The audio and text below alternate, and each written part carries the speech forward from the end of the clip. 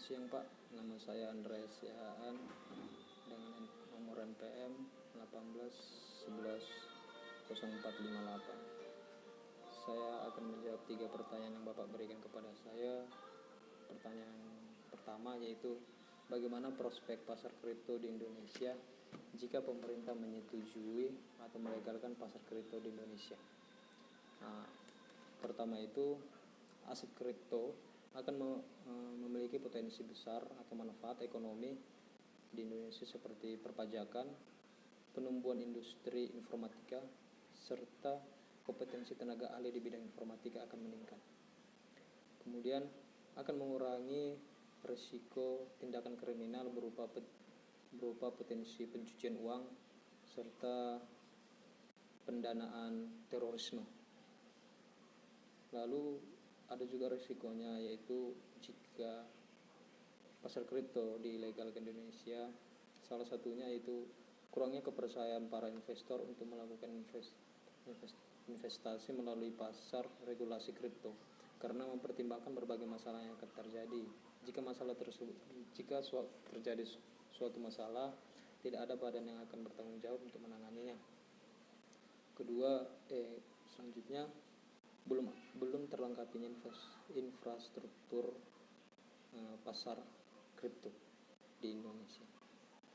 Lalu penyebaran mata uang rupiah di Indonesia akan menurun karena akan beralih pada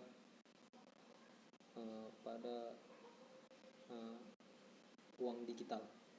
Namun tidak semua masyarakat akan menggunakannya.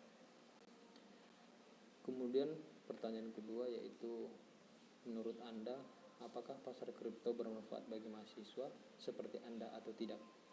Jelaskan manfaatnya apa saja. Saya sebagai mahasiswa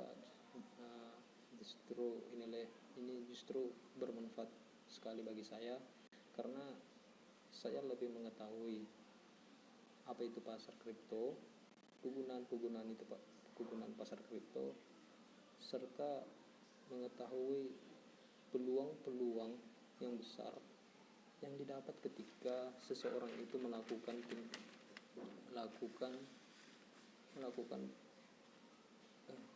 seorang itu terjun dalam bursa perdagangan di tingkat nasional maupun internasional dalam pasar kripto.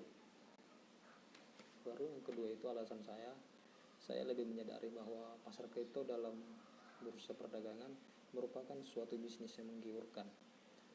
Walaupun harus memiliki modal yang cukup besar, bahkan sampai mencapai triliunan rupiah, dan harus memiliki tingkat keamanan yang tinggi agar tidak dapat dibobol oleh hacker. Pertanyaan ketiga yaitu jika Anda memiliki uang 1 miliar, Anda memiliki 3 opsi untuk berinvestasi, yaitu emas, pasar saham, dan pasar kripto. Kemudian pilihlah salah satu, lalu jelaskan mengapa Anda memilihnya. Dari ketiga opsi, saya akan memilih yang kedua, yaitu pasar saham.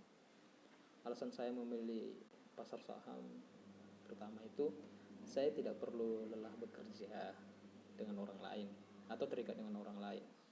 Cukup menginvestasi saham lalu memperoleh pendapatan pasif, di mana pendapatan pasif itu adalah pendapatan yang sudah tetap sesuai dengan berapa persen kita menginvestasi kepada perusahaan, maka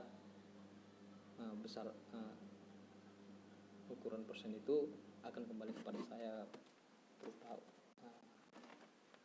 keuntungan. Alasan kedua itu yaitu pasar saham ini lebih fleksibel. Artinya itu saya tidak ingin terikat dengan orang lain, sebab itu saya bebas keluar.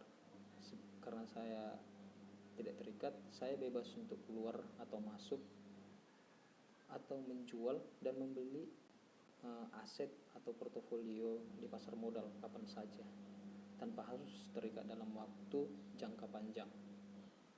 Alasan ketiga itu adanya lembaga yang mengawasi aktivitas perusahaan-perusahaan jika ada perusahaan yang menyalahgunakan dana investor